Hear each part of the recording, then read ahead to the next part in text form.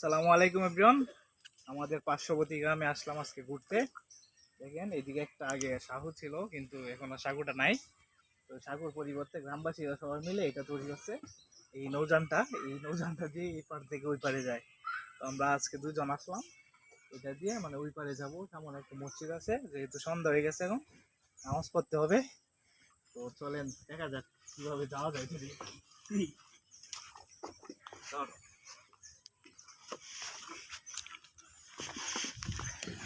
এই নৌযানটা দেখা দেখা একটা ডাম আছে নিচে, বাঁশ দিয়ে তৈরি করছে।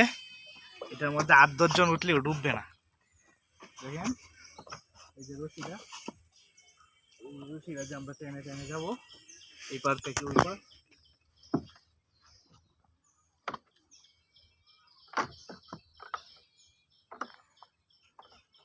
এখন এইসব দেখা যায় না, খুব কম গ্রামে এইসব দেখা যায়। নেওয়া যাচ্ছে না। হ্যাঁ, এই যে এখন যাইব। নৌযানটি খুবই ভারী।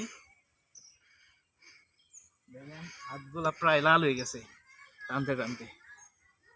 এদিকে একটা ব্রিজ দেওয়ার দরকার, ব্রিজ করে।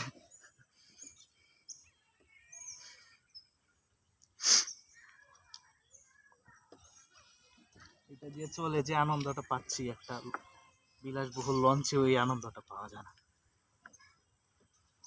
এরকম কারো গ্রামে আছে থাকলে কমেন্টে বলে।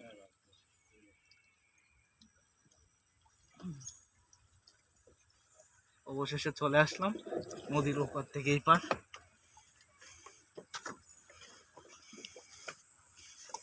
কারো গ্রামে এরকম থাকলে কমেন্টে জানাবেন। ভালো থাকবেন, সুস্থ থাকবেন, আল্লাহ হাফেজ।